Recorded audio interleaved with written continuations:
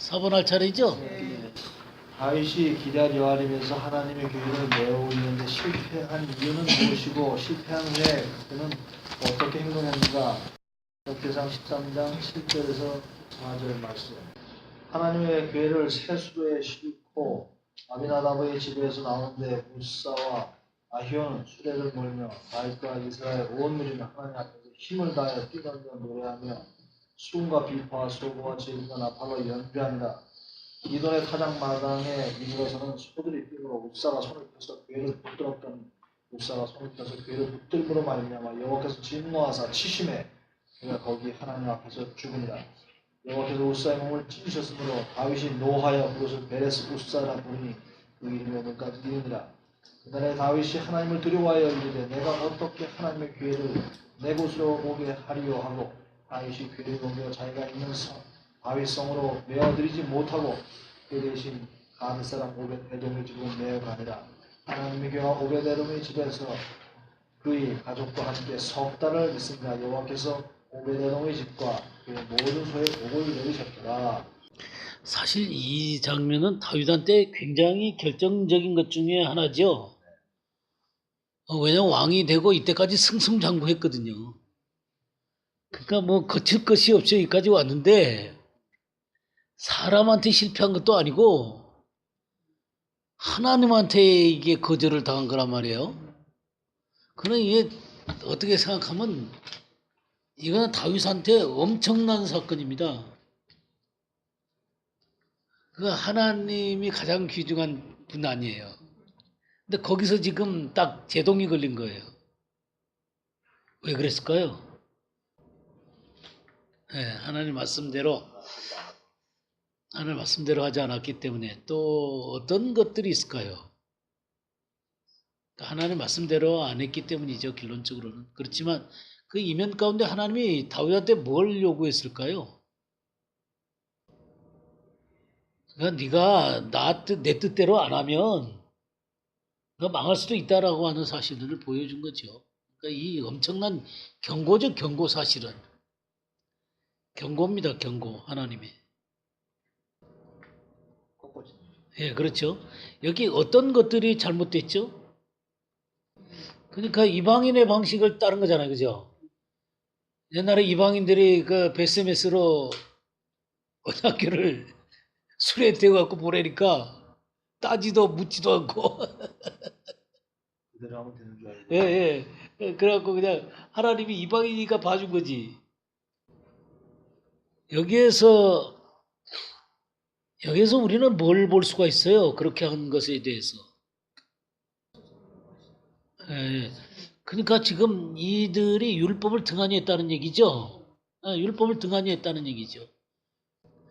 한 100여 년 정도 지금 언약궤가 기럇 여아림에 있었지 않습니까? 우리가 본 대로. 그동안 그렇다는 얘기는 이스라엘에 지금 거의 하나님의 율법이 해이하고 말씀이 가르쳐지지 않았다라고 하는 것들을 볼 수 있습니다. 근데 이러한 것들이 이스라엘의 일시적인 부흥이 있었죠. 어디서 있었어요? 미스바에서. 그러니까 사무엘에 의해서 하나님의 율법이 드러나고 하나님을 찾는 것이 드러나긴 했지만 백성 전역으로 이렇게 퍼져간 것은 아닌 것 같아요. 그러니까 저기 어떤 일부분에 그친 것 같고, 왜냐하면 왕으로 추대된 사울까지도 그 율법에 대해서 그렇게 심각하게 생각하지 않고 있었거든요. 심지어는 이 다윗까지도 이 언약궤를 매는 방식에 대해서 잘 몰랐으니까요. 그죠?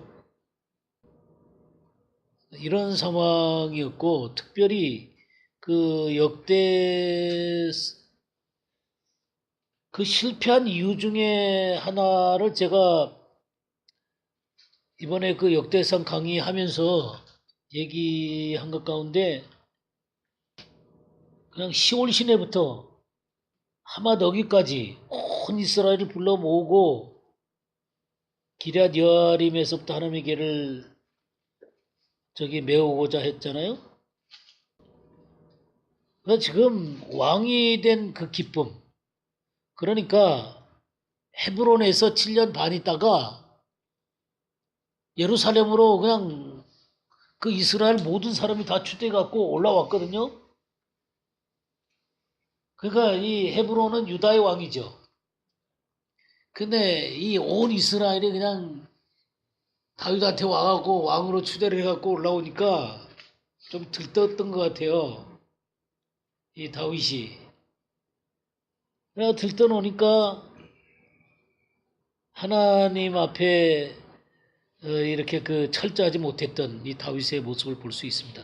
아, 이런 게 인간이죠, 그죠? 이게 다윗이에요. 이런 표현을 15장 13절을 보게 되면 전에는 너희가 매지 아니하였으므로 우리 하나님 여호와께서 우리를 찢으셨으니 이는 우리가 규례대로 그에게 구하지 아니하였습니다. 예, 그 우리가 규례대로 그에게 구하지 아니했다. 그 하나님의 말씀을 하나님의 율법을 구하지 않은 거죠. 규례대로 구하지 않았다. 그러니까 이 하나님에게 물어야 된다는 게 너무 중요한 문제죠. 이게 구하다라는 게 이제 히브리어로 다라시거든요. 다라시. 하나님 말씀을 구하는 걸 얘기하는 거거든요. 하나님을 구하는 것. 하나님. 역대상 10장을 한번 볼까요? 10장 13절 14절 한번 읽어주세요. 사울이 죽은 것을 여호와께 범죄하였기 때문이라. 그가 여호와의 말씀을 지키지 아니하고 또 신접한 자에게 가르치기를 청하고 여호와께 묻지 아니하였으므로 여호와께서 그를 죽이시고 그 나라를 이새의 아들 다윗에게 넘겨주셨더라. 예, 여기 신접한 자에게 가르치기를 청하고 그 청하다라는 게 이게 구하다라는 거예요. 그 다음에 14절에도 여호와께 묻지 않았다. 이게 다라십니다. 전부 다. 그러니까 하나님께 구하지 않고 신접한 자에게 구하고 있는, 하나님 말씀을 지키지 않으면서 신접한 자에게 구하고 있는 이 모습이 사울의 모습이죠. 다윗도 그렇게 묻지 않았다라는 거죠. 어떻게 이렇게 되기가 쉽습니까? 어떠세요? 쉬워요? 어떻게 쉬워요? 자기 방법대로 하기가 쉽죠? 네. 그 하나님의 사람들은 그렇게 하면 안 됩니까? 어때요? 하나님의 사람들은 자기 방법대로 사는 것을 경계를 해야죠. 그죠? 하나님의 말씀과 하나님의 뜻을 구하는 게 너무 중요합니다. 우리 역대상 13장을 한번 볼까요? 13장 3절. 우리가 우리 하나님의 궤를 옮겨오자 사울 때에는 우리가 궤 앞에서 묻지 아니하느니라 하노니. 예, 사울 때는 궤 앞에서 묻지 않았다. 그래서 하나님의 궤를 묻기 위해서 이렇게 옮겨오면서 하나님의 말씀을 구하지 않은 다윗의 모습을 보게 되죠. 이게 바르게 살고 싶어 갖고 언약궤를 이렇게 모시고 오는데 정작 그 언약궤를 모시고 오는 방법을 묻지를 않은 거죠, 그죠? 그럴 수도 있나요?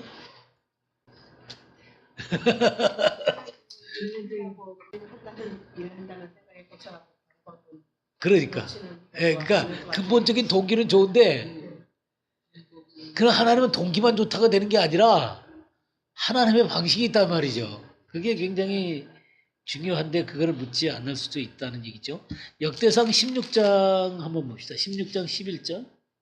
여호와와 그 능력을 구할지어다. 그 얼굴을 항상 구할지어다. 예, 그 구한다가 말 나오죠. 여호와와 그 능력을 구하라. 그의 얼굴을 구하라. 하나님의 얼굴을 항상 구하라.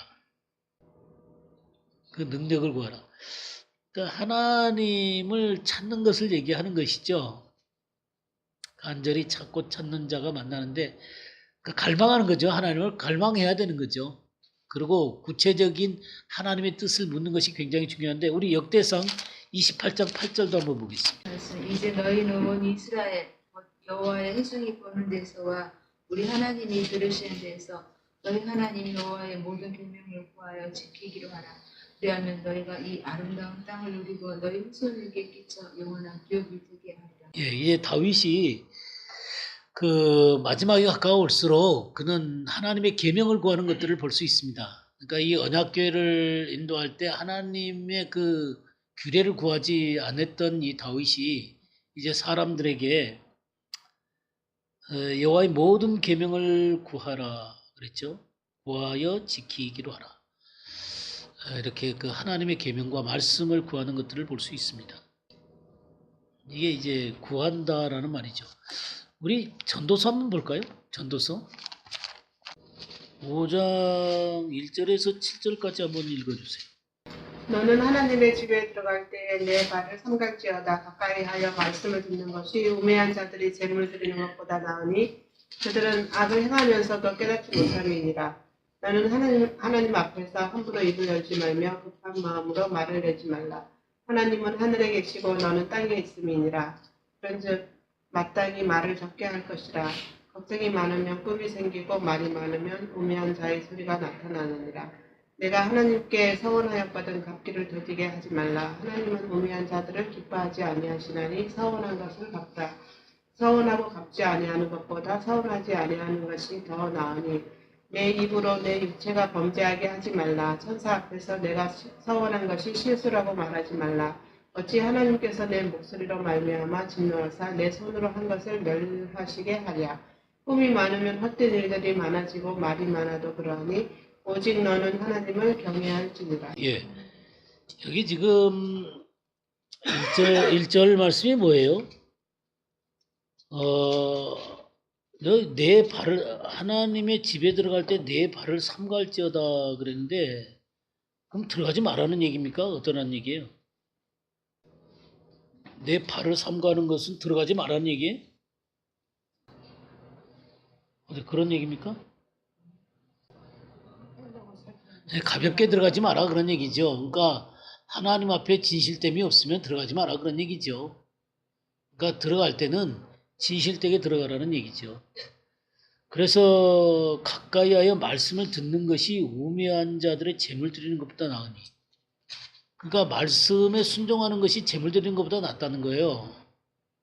그러니까 하나님 앞에 재물 드림으로 하나님의 눈을 막으려고 하는, 그러니까 하나님의 그 공의로우신 눈을 막으려고 하는 그런 일들을 할 수가 있습니다. 내가 이만큼 했으니까 하나님 봐주시겠지. 그러나 중요한 게 그런 게 아니라 말씀을 듣는 거죠. 그죠? 이 재물을 실컷 들으면서 악을 행하고 깨닫지 못하는 그런 사람들도 많이 있습니다. 이게 우매죠, 우매. 그러면서 여기 함부로 입을 열지 말며 말을 그냥 많이 한다 이런 얘기는 뭐예요? 자기의 어떤 판단이나 그 자기가 생각하는 것들을 막 얘기하는 거예요. 여기 그 급한 마음으로 말을 내지 말라. 하나님은 하늘에 계시고 너는 땅에 있음이니라. 그러니 마땅히 말을 적게 할 것이니라. 그러니까 자기의 생각과 자기의 뜻, 판단 이런 것을 자꾸 하나님의 뜻보다 앞서서는 안 되거든요. 그러니까 좀 말을 좀 적게 하고 내 말을 좀 적게 하고 하나님 말씀 없어서 이렇게 해야 되는데 막 자기 판단대로 앞서서 나가는 거예요. 그러면 안 되겠죠. 걱정이 많으면 꿈이 생기고 말이 많으면 우매한 자의 소리가 난다느니라. 거기에서 우매한 소리가 나는 거예요. 그러면서 이제 서원 문제가 나오는데 내가 하나님께 서원하였거든 갚기를 더디게. 서원이 뭐예요? 서원이. 서원 얘기들이 구약에 많이 나오는데 서원이 뭐예요? 그렇죠. 예, 저 자진해서 스스로 그렇게 하는 거죠. 그러니까 하나님 앞에 순종하겠다는 어떤 결심이죠. 근데 이 서원을요, 하나님의 그 뜻과 말씀 앞에 순종하기로 결심하는 거예요. 이거 잘 알으셔야 돼요. 사람들이 내 아들을 주님께 드리겠습니다. 뭐 하나님이 목사로 드리겠습니다. 하나님이 걔를 목사로 받지 뜻하시지 않았는데도 목사로 드리겠다 그러면 어떻게 되는 거예요? 이 서원이라고 하는 것은 하나님의 뜻과 내가 주님 앞에 이렇게 마음속에 결심하는 것이 일치할 때 서원이 되는 거예요. 하나님의 뜻과는 아무런 상관도 없는데 내 혼자 결심하고는 내가 서원했는데 그거 아니에요. 잘못하면 그거 우매한 것이 됩니다. 그러니까 기도 응답 받고 싶어 갖고는 그냥 자기 마음대로 서원을 하는 거예요. 예, 그것이 하나님의 뜻과 맞아야죠. 하나님의 걔를 향한 뜻이 선교사 아니면 어떡할 거예요? 예, 그러니까 이 중요한 것은 하나님의 뜻 앞에 합당한 서원을 하셔야 돼요. 하나님의 그 뜻을 알고 결심을 하셔야 됩니다. 여기 5절에 서원하고 갚지 아니하는 것보다 서원하지 아니하는 것이 더 나으니라. 그래서 하나님의 뜻을 알고 결심을 했으면 갚아야죠. 그러니까 분명하게 해야죠. 여기 6절에 보면 내 입으로 내 육체가 범죄하게 하지 말라. 사자 앞에서 내가 서원한 것이 실수라고 말하지 말라. 그 하나님은 분명한 뜻을 보였고 나는 그것을 결심했는데 안 지키는 데서 하나님이 심판을 하지. 뭐 하나님 원하시도 않는 거 내가 서원해놓고 나서 안 지킨다고 너 그렇게 말 잘못했지? 그럼 이상한 하나님이시고. 정말 우리는 이 결심하고 하나님 앞에 서원하는 그런 것들이 7절에 나오잖아요. 꿈이 많으면 헛된 일들이 많아지고 말이 많아도 그러하니 오직 너는 하나님을 경외할지니라. 이 경외 가운데서 나와야 되는 거예요. 경외라는 것은 하나님의 뜻을 정말로 바르게 알고 순종하는 사람들의 태도지, 자기가 하나님의 뜻도 모르면서 자기 마음대로 서원을 하고 그거 안 했다고 그냥 두려워하고, 그리고 하나님이 나를 치신다 그러고 조금만 잘못하면은 그 서원을 했는데 안 갚았고 하나님 벌을 내시는 하나님이다 그러고, 그러니까 자기가 세워놓은 하나님이죠. 그러니까 그거보다 더 중요한 거는 뭐냐면 하나님께서 어떤 하나님인가를 아는 게 참 중요하고, 나의 하나님이 되셔야 돼요. 나의 하나님이 되셔야 되고 그 하나님의 뜻을 알으셔야 돼요. 그것이 먼저 선행을 해야지 서원을 하든지 말든지 하지. 그런 것에 대한 깊은 이해도 없이 그냥 서원만 하게 되면 잘못하면 올무에 걸립니다. 그러니까 자기 올무에 걸리는 거, 사단이 그거 갖고 이용해요. 그냥 사단이 핍박하는 것도 막 하나님이 나를 잘못되게 한다 그러고 하나님이 그 무서운 하나님이 되시는 거예요.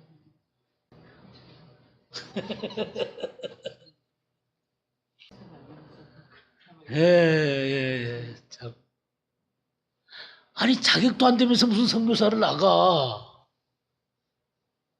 준비는 하나도 안 돼 있고 하나님 말씀 앞에서 거듭나지도 않았는데 무슨 선교사를 나가?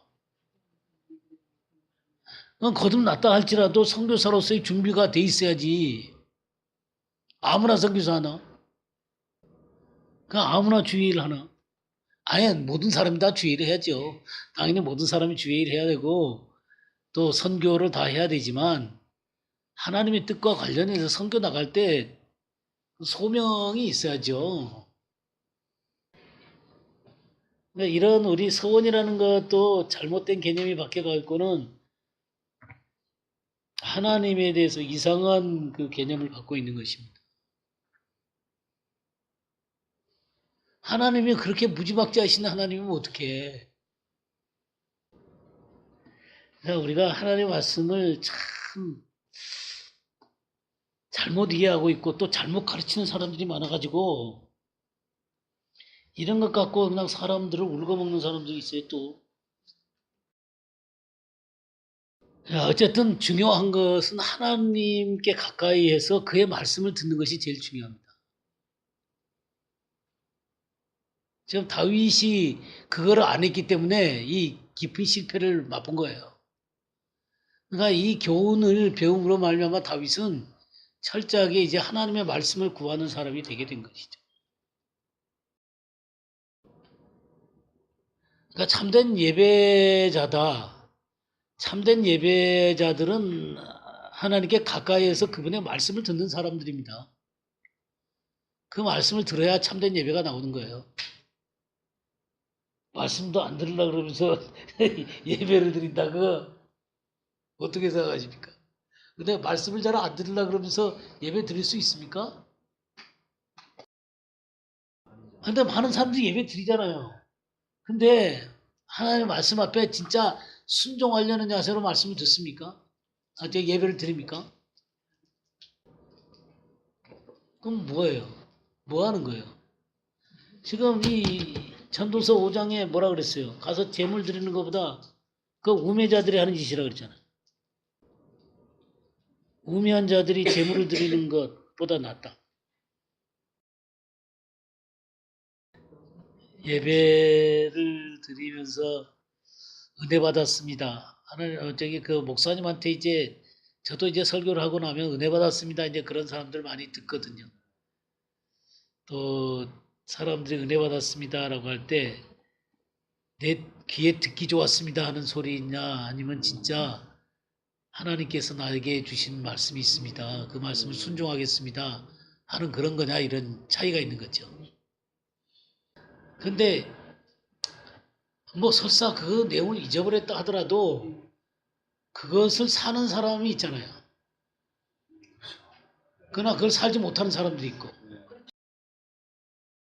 근데 결국 그것이 삶에 이루어져 있는 사람들은 혹시 자기가 잘못 살았을 때 그것에 대해서 찔림을 받고 하나님 앞에 금제로 돌아서잖아요.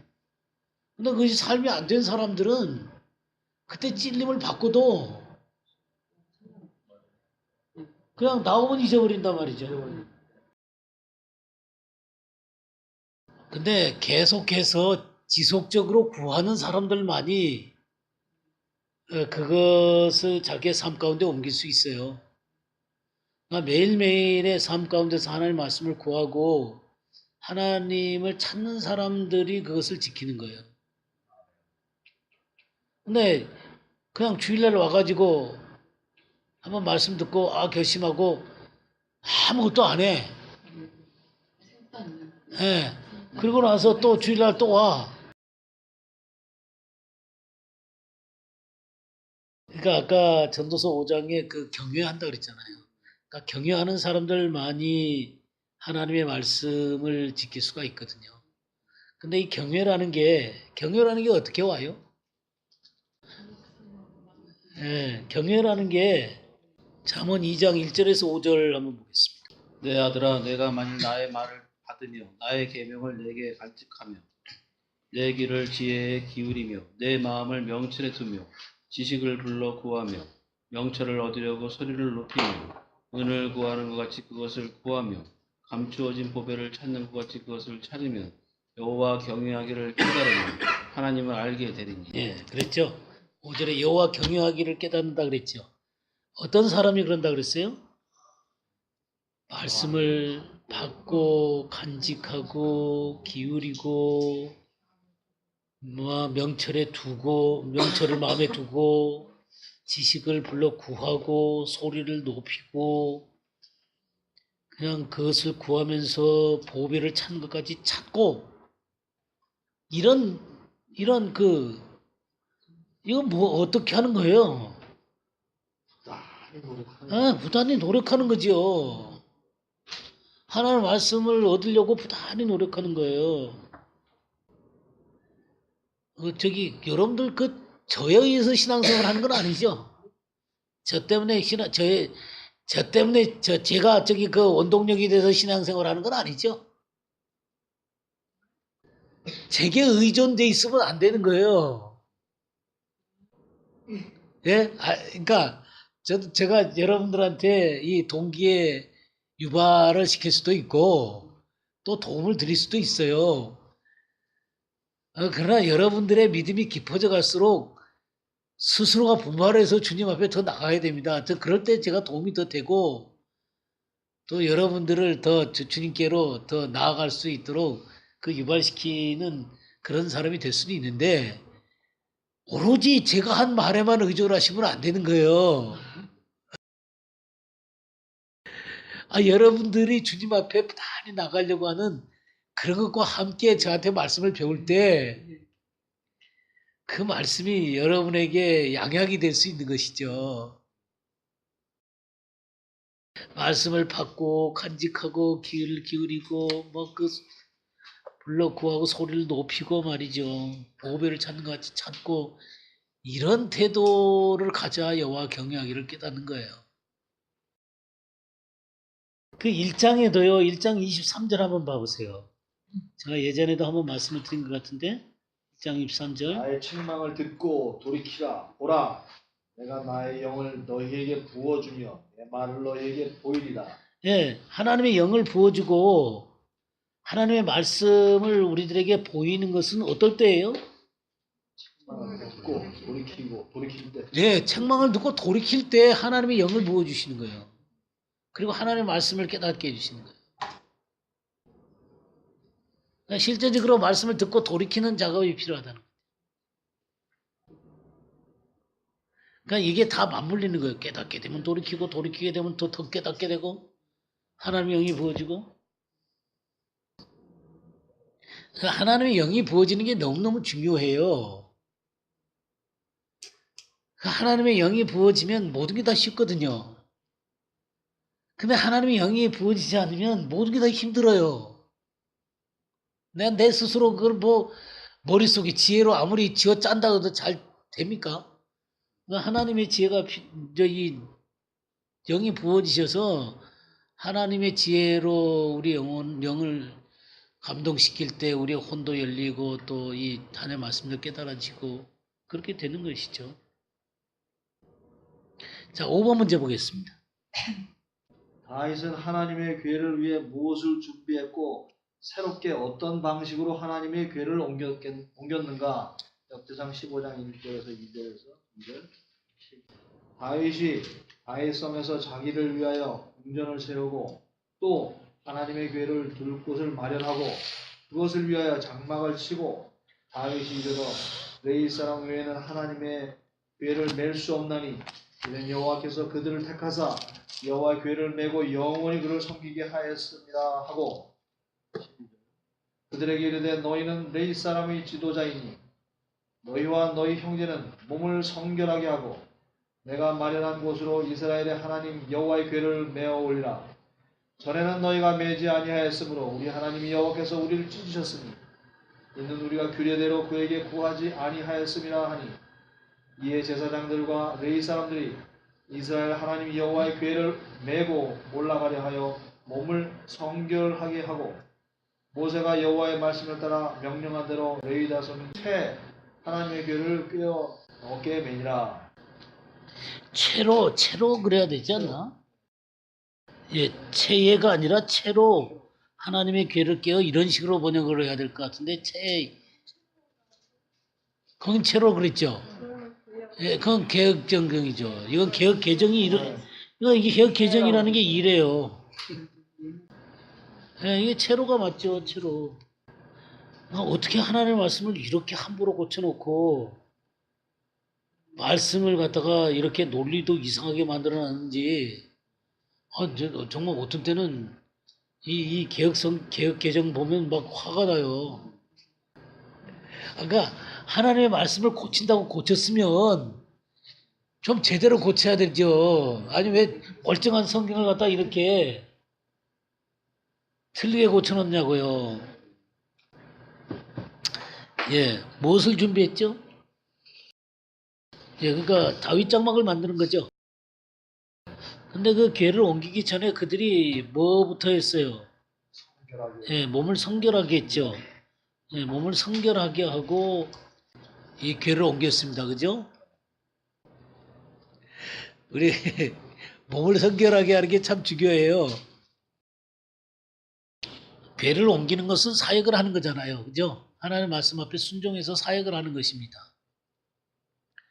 하나님의 사역을 감당하는 사람들은 하나님의 말씀에 순종해서 하나님의 사역을 감당하는 사람들은 성결함이 우선돼야 됩니다. 늘 성결하게 자기 자신을 지켜야 됩니다. 왜 그럴까요? 우리 자신이 불결하면 하나님의 사역에 하나님의 성령께서 역사하기가 어려우죠. 예. 그래서 우리가 성결케 되는 것이 굉장히 중요합니다. 그래서 이 성결했을 뿐만 아니라 제대로 말씀에 순종해서 그 일들을 감당하는 것이죠. 이게 하나님의 방식이죠. 사실 성결하지 않으면 성령님께서 역사하지 않기 때문에 뭐가 나올 것 같아요? 자기 의가 나오고 또 인간의 어떤 노력이 하나님의 성령을 대체하는 것입니다. 거기에 그 다윗 장막이 있고 다윗 장막이 있을 뿐만 아니라 또 기브온 산당이 있었던 것 우리가 배웠죠? 네. 기브온 산당이 있어요.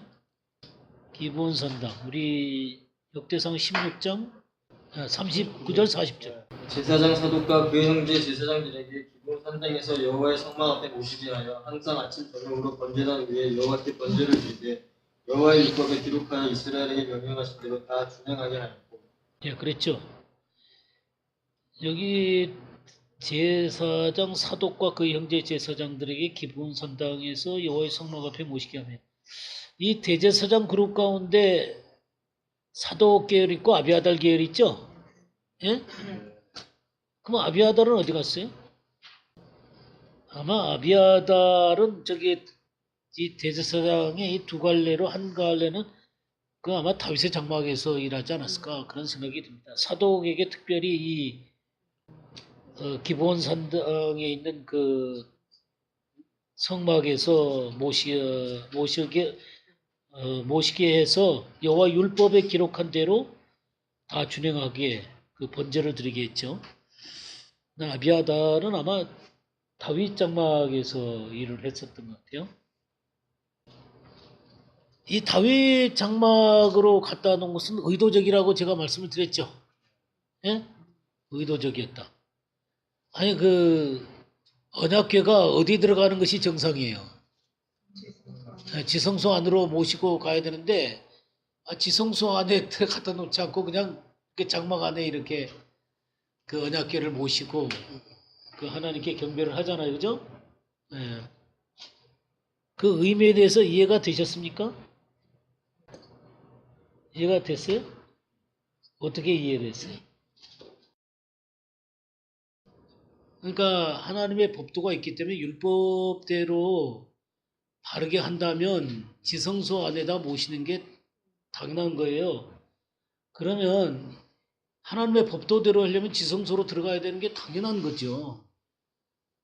그런데 자기 마음대로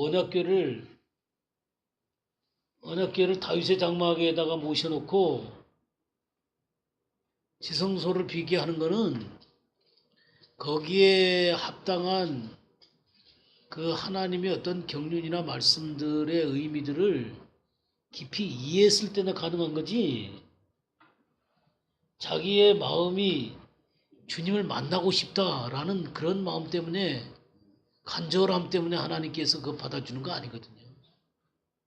아까도 얘기했잖아요. 우리가 그런 열심이 있지만 하나님의 법대로 하지 않았을 때 하나님이 다윗에게 큰 교훈을 줬잖아요. 이미 언약궤를 모시고 있는데 실패를 했잖아요. 그럼에도 불구하고 그가 이 언약궤를 다윗 장막 가운데 모실 수 있었던 것은 하나님의 그 영원한 경륜을 미리 봤기 때문에 그런 것입니다. 우리 인간의 관점은 사실 과거와 현재와 미래에 얽매이기가 쉽거든요. 우리는 3차원적인 사람들이기 때문에 이 시간과 공간의 개념에 딱 매이잖아요.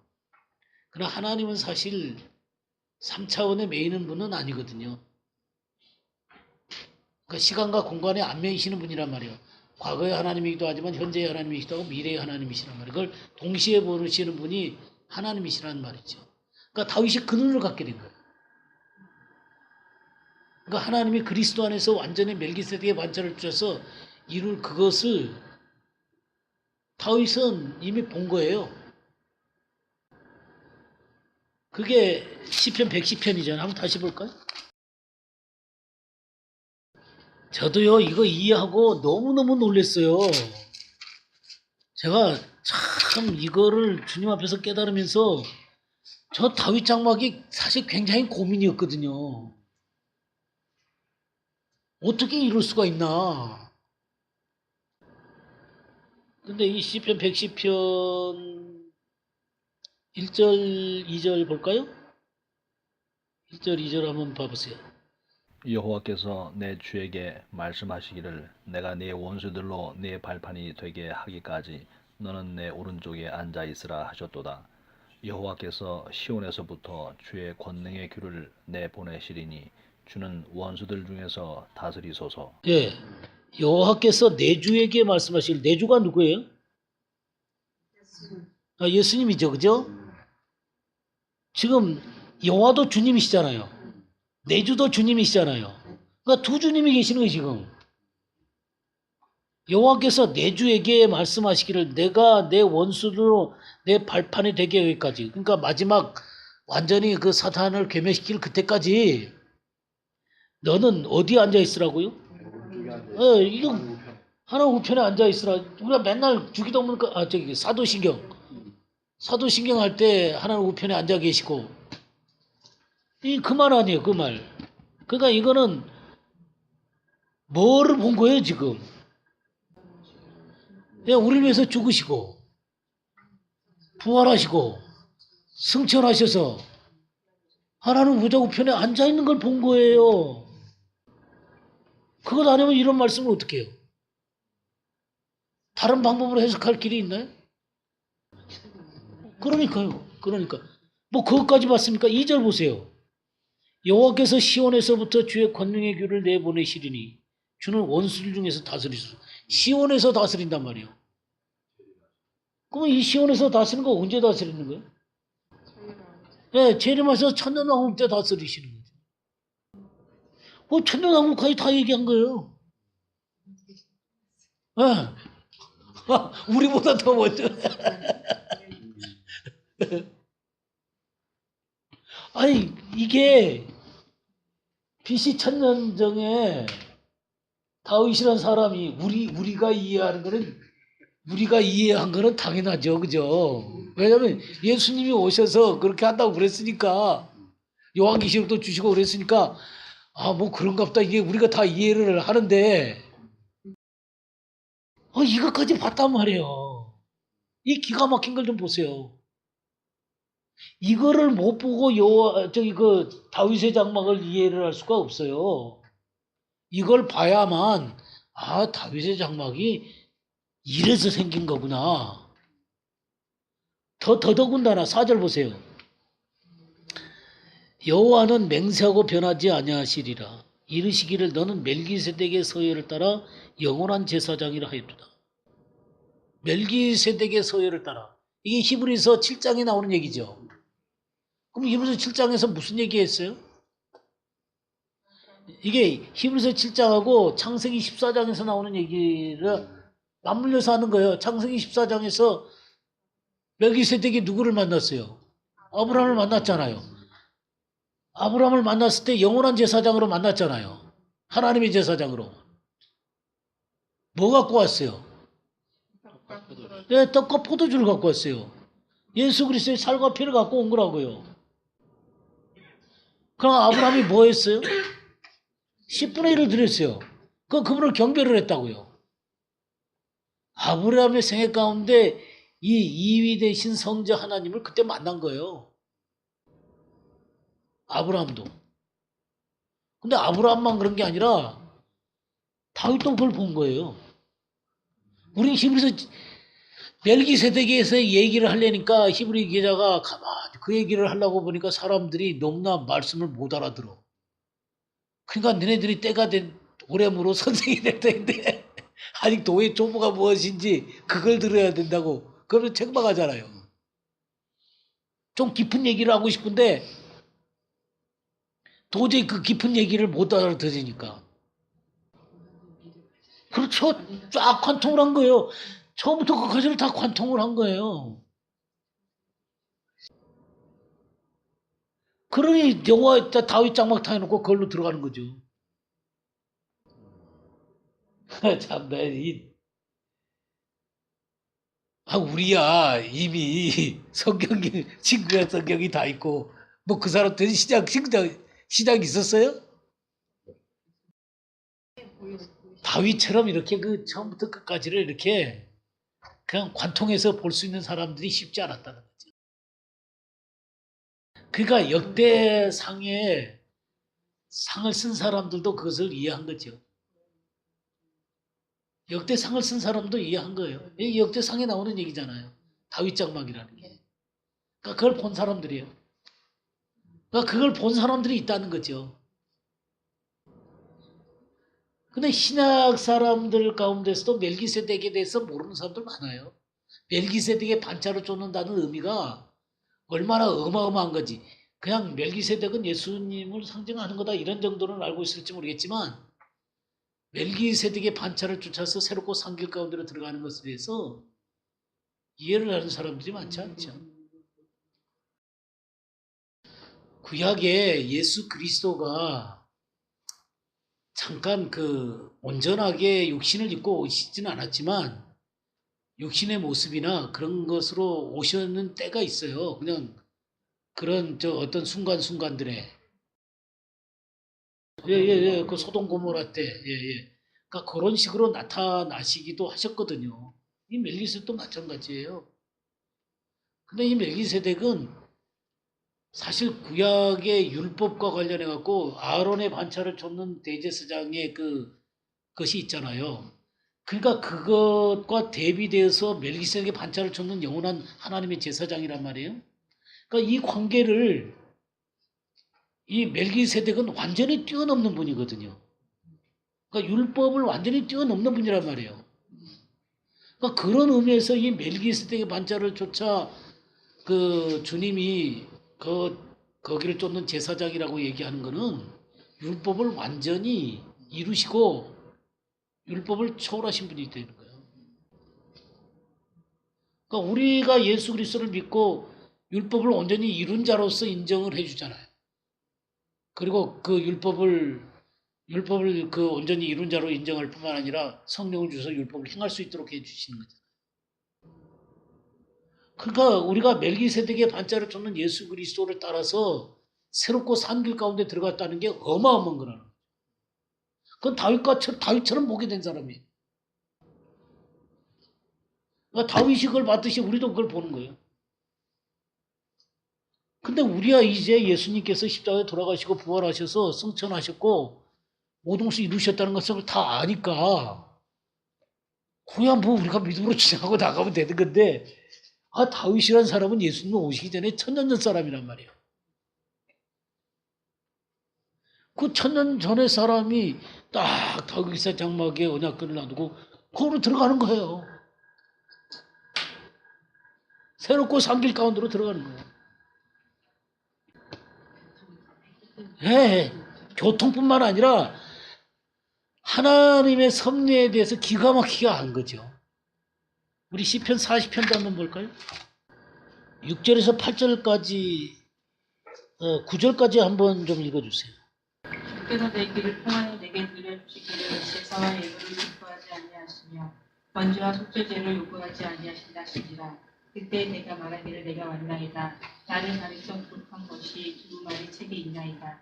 나의 하나님이여 내가 주의 뜻 행하기를 즐겨오니 주의 법이 나의 심중에 있나이다 하였나이다. 내가 많은 햇볕 가운데에서 그의 기쁜 소식을 전하나이다. 여호와여 내가 내 입술을 닫지 아니할 줄을 주께서 아시나이다. 이제 보세요. 지금 주께서 내 귀를 통하여 내게 들려주시기를 그 앞에 주께서는 누구예요?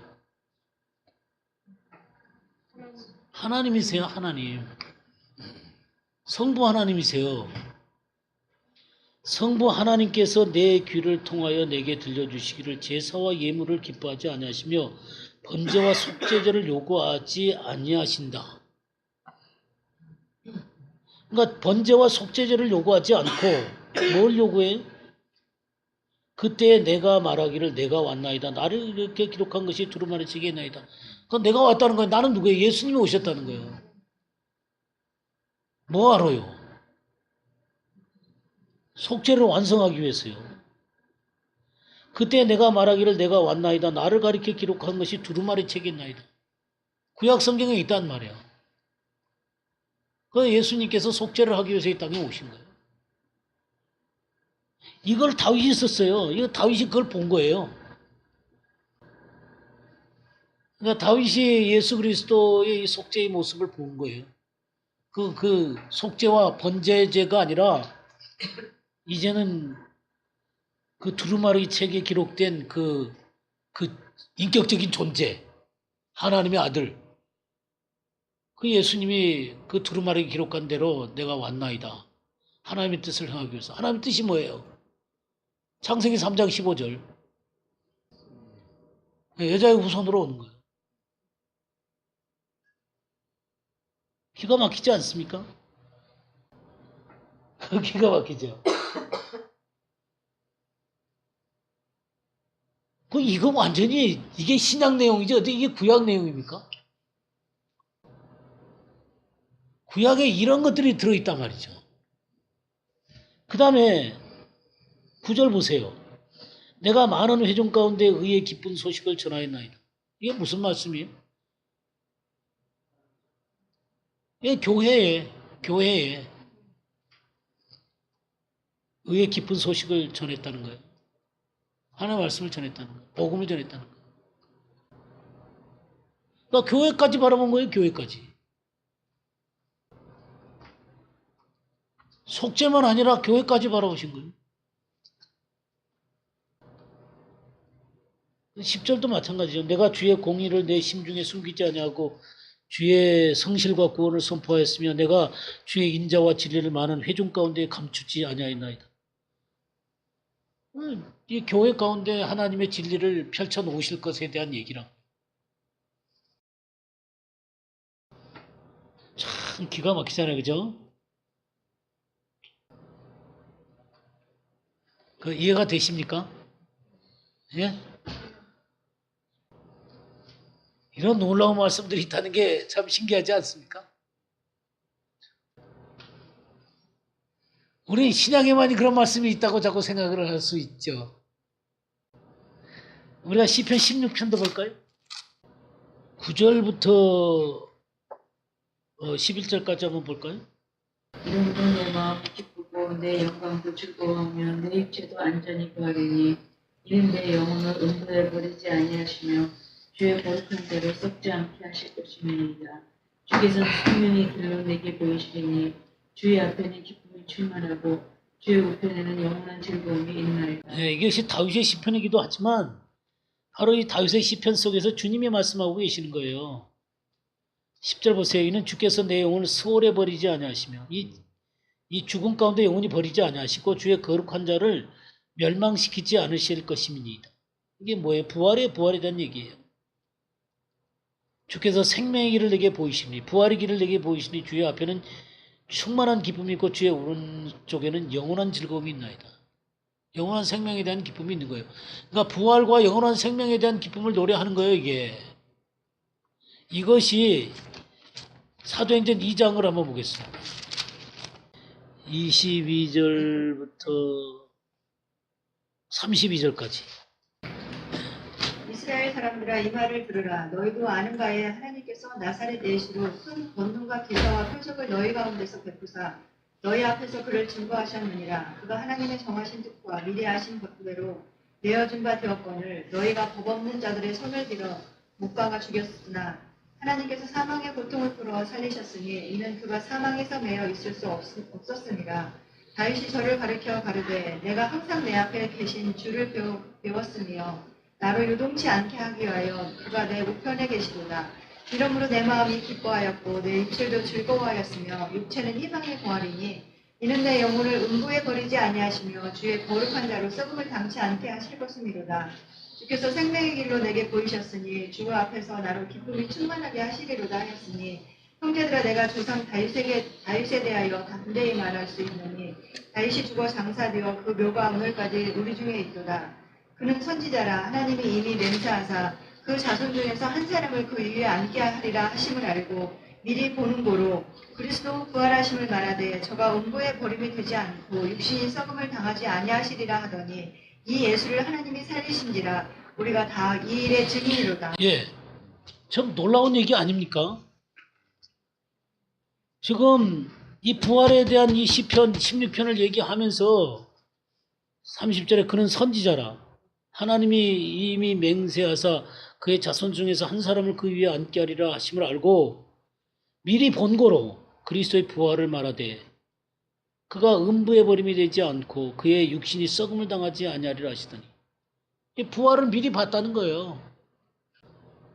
그가 한 몸이 돼서 우리 속죄를 완성하시는 분으로만 본 게 아니라 부활까지 다 본 거예요.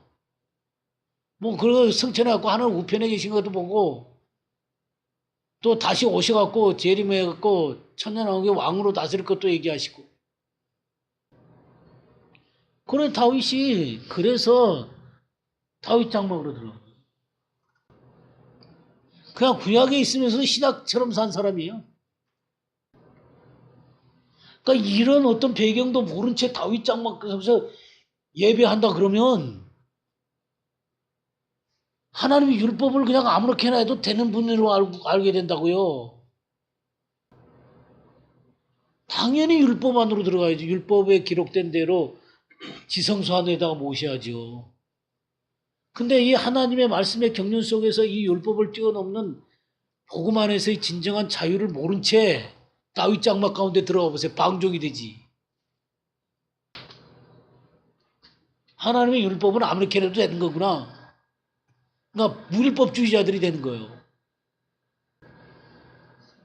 그 하나님의 율법을 정말 정확하게 알고 정확하게 알 뿐만 아니라 하나님이 그리스도 안에서 이루실 놀라운 하나님의 그 율법의 이루심 그리고 하나님의 경륜의 완성 그 모든 것들을 그리스도 안에서 다 본 거예요. 그래서 제가 담대하게 다윗의 장막으로 들어간 거예요. 그런 건 저도 처음에 너무 이상했어요. 그런 게 왜 다윗의 장막이지? 네. 뭐 사람들이 다윗 장막 그러는데 처음에 이게 왜 다윗 장막이지? 이해를 못하니까.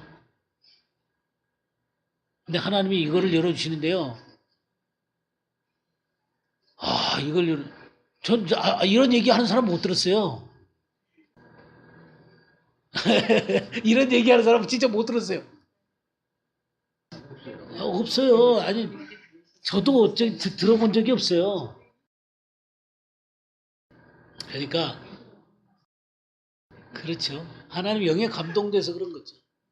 하나님의 영에 감동돼서 그러는 거. 그런 구약에 살면서도요, 하나님의 성령이 자기를 떠날까봐 두려워했던 사람이에요. 그러니까 성령은 신학제에 들어와서 우리들 안에 영원히 거하시잖아요. 구약 성령은 오셨다가 구약은 가시고 그러시거든요. 일을 끝내시고 돌아가시고 그러시거든요. 근데 그 성령님이 돌아가는 게 당연하신데도 그냥 그 성령님이 또 떠날까봐 그게 보통 분이 아니죠. 그러니까 참 그게 다윗이 참 인간적인 사람이잖아요. 허물도 많고 그냥 집안 사람끼리 그냥 대판 맨날 그 갈등 때문에 그냥 형제들 죽이고 뭐 인간적으로 보면요 그 집안 참 개차반 집안이에요. 그 집안도 개참한 집안이에요. 그런데도 하나님이 그를 붙들어 주셨다는데 우리가 얼마나 큰 소망이 있는지. 그러니까 모든 게 다 잘 돼 있어야 하나님 우리 붙드시는 거 아니에요. 하나님 그 중심을 보는 거예요. 그러니까 전 참 주님 앞에 감사해요. 이런 것들을 보여주신 주님께 감사해요. 저도 이런 얘기 들어본 적이 없어요. 저도 이런 얘기 들어본 적이 없어요. 하나님이 열어주신 거예요. 책에서도 본 적도 없고요. 근데 너나 성경을 보는데 그걸 이해를 시켜주는데, 어메, 그렇네. 다윗은 다 봤네. 네, 다 봤네. 그러니까 제가 계시록이 이해가 되니까 다 이해가 된 거예요, 저도. 아마 제가 계시록을 이해 못했으면 잘 못 봤을 거예요. 계시록을 딱 듣고 나니까 그게 다 보이더라고요. 이 계시록을 이해를 못하면 이게 이해가 안 돼요. 그러니까 하나님의 말씀을 부분적으로 사람들이 잘 알 수 있어요.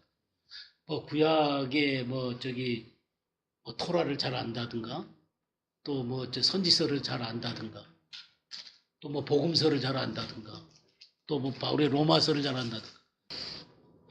그러나 계시록을 알기는 참 힘든 것 같아요. 계시록을 아는 사람들을 찾기는 참 힘든 것 같아요. 그래도 계시록을 또 얘기하는 사람도 있어요. 근데 그 계시록과 더불어 이 토라로부터 시작해가지고 이 계시록까지 이 전체를 이렇게 뚫어낼 수 있는 사람들이 쉽지는 않은 것 같아요. 예, 뭐 박사들도 많지요. 부분적으로. 그렇죠. 이 성경 전체를 이렇게 관통을 하는 것은 쉽지는 않은 것 같아요. 근데 참 제가 주님 앞에 정말 감사드리는 게 뭘 감사드리냐면 왜 이렇게 말을 하나님의 말씀을 알려주실까? 참 제가 그러죠. 그러니까 이렇게 거대한 하나님이시도 하지만 이 괴를 깼느냐 안 깼느냐 요거 갖고 따지시는 분이기도 해요. 그러니까 이 전체적인 그림도 보이시는 분이지만 말씀의 작은 것까지도 소중하게 여기시는 분이세요. 이게 참 우리가 근처를 보다가는 작은 걸 놓치고 작은 걸 찾다가는 또 전체를 놓치고. 근데 이 두 가지를 주님이 다 이렇게 소중하게 생각하는 거예요. 근데 우리 인간은 다 그럴 수가 없거든요. 근데 저희 아내 같은 경우는 창세기에 나오는 족보 있죠. 그 족보를 그 이름을 일일이 다 어디에서 어디로 연결되는 거 요거 이걸 다 찾아요. 그래갖고 이게 어디 계보에서 어디서 나오는 거다 요런 얘기를 해줘요 저한테요. 근데 저 그런 것까지는 잘 못해요. 사람이 다 각자가 가지고 있는 한계들이 다 있는 것 같아요. 그렇지만 참 하나님이 이렇게 크시기도 하시고 굉장히 세심한 하나님이시기도 하고. 우리 마태복음 한번 볼까요? 이 율법 마태복음 5장 17절에서 20절 한번 보세요. 내가 율법이나 선지자를 폐하러 온 줄로 생각하지 말라. 폐하러 온 것이 아니요 완전하게 하려 합니다. 진실로 너희에게 이르노니 천지가 없어지기 전에는 율법의 1.1도 결코 없어지지 아니하고 다 이루리라. 그러므로 누구든지 이 계명 중에 지극히 작은 것 하나라도 버리고 또 그같이 사람을 가르치는 자는 천국에서 지극히 작다 이끌음을 받을 것이요 누구든지 이를 행하며 가르치는 자는 천국에서 크다 일컬음을 받으리라. 20절. 내가 너희에게 이르노니 너희 의가 서기관과 바리새인보다도 낫지 못하면 결코 천국에 들어가지 못하리라. 예. 아니, 율법과 선지자들을 피하러 온 것이라고 생각하지 말고 완전하게 왔다 그랬죠. 이 천지가 없어지기 전에는 율법의 1.1획도 없어지지 않는 것. 그러니까 하나님은 이 율법의 작은 부분도 찾으시는 하나님이세요. 그러니까 이거 죄를 맺냐 안 맺냐 이거 굉장히 중요한 거라고요. 그래서 저는 참 이 마태복음 5장 17절 20절 이걸 얘기를 하면서 예전에 그래서 율법의 1.1획도 다 완전하게 하신 것은 예수님이 하신 거다. 그래서 우리 주님이 율법을 다 이루셨기 때문에 우리는 예수님을 믿음으로 그 모든 율법의 의의를 얻은 거다. 그래서 율법이 지킨다 안 지킨다 이런 건 중요한 게 아니다. 우리는 이미 율법의 의의의 완전한 가운데 서서 주님의 자유함을 누리는 자다. 이렇게 가르쳤거든요. 맞는 것 같죠? 저는 예전에 그렇게 생각했어요. 율법의 의의가 포기된 게 아니거든요. 율법의 의의를 얻었으면 율법의 의의에 합당한 삶을 살아야 되는 거예요. 그 율법을 폐하러 온 게 아니라 완성시키러 오셨고 우리가 그리스도를 믿음으로 의의를 얻는 것은 율법을 더 굳게 하기 위해서예요. 바울도 그 얘기했고. 예, 그러니까 율법주의와 율법이 다른 거거든요. 율법주의는 뭐냐면 율법을 지킴으로 우리가 의의를 얻을 수 있다는 거예요. 그러니까 율법을 지킴으로 하나님이 원하시는 의의를 얻을 수 있다는 거고 우리는 그 율법을 온전하게 지킬 수 없다는 사실을 인정하고 그렇기 때문에 그리스도가 우리를 위해서 십자가에 돌아가시는 것이 필요하고 그래서 우리는 주님을 믿음으로 의의를 얻지만 의의를 얻은 사람들은 그 의의에 합당한 삶을 율법의 의의의 그 기준들을 버려서는 안 된다는 거죠. 그것이 삶으로 나타나야 되는데 하나님의 말씀과 성령으로 그렇게 되실 수 있다는 거죠. 근데 이러한 부분들을 그리스도의 십자가의 복음이라고 해가지고 사람들을 무율법주의자로 만들어요. 율법주의자나 무율법주의자나 똑같은 거예요. 하나님 율법은 존중돼야 되고 율법이 우리의 삶 가운데 이루어져야 돼요. 그것이 그리스도를 믿는 사람들의 삶이고 성령을 받은 사람의 삶의 모습이에요. 그렇죠. 예, 율법은 하나님이 의롭다 하시는 것을 선포하는 거거든요.